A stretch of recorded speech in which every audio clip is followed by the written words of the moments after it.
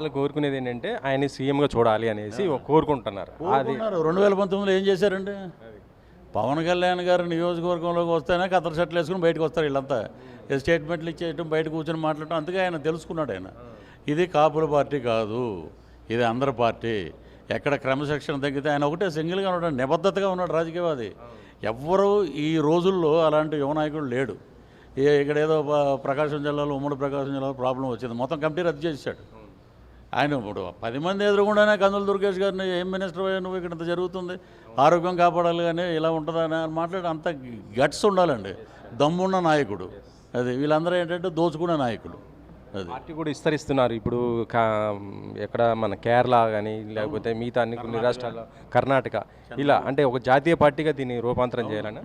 ఇప్పుడు యోగి ఆదిత్యనాథ్, మేము ఇండోర్ వెళ్ళాము ఒక వెబ్ సిరీస్ షూటింగ్కి. యోగి ఆదిత్యనాథ్ గురించి చాలా గొప్పగా చెప్పుకుంటున్నారు ఇక్కడ. పవన్ కళ్యాణ్ గారు ఈజ్ సౌత్ యోగినాథ్ అంటున్నారు. మరి ఇప్పుడు రేపు పొద్దున్న భవిష్యత్తులో అక్కడ వీళ్ళందరూ కలిసి is the right person, is the PM అని కూడా ఆశ్చర్యపోకర్లు మనం. ఇప్పుడు వీళ్ళు మాట్లాడే మాటలకి వీళ్ళకి కర్మ నెవర్ లీవ్స్ అంటారు. కర్మ ట్రావెల్ అవుతూ ఉంటుంది, అలాగే వచ్చి పట్టుకెళ్తుంటుంది ఒక్కొక్కడిని.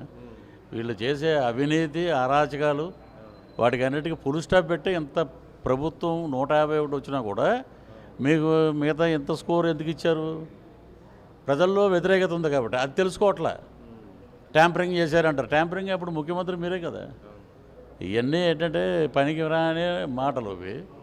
కాబట్టి పనికొచ్చే నాయకులనే ప్రజలు కూడా గుర్తిస్తున్నారు.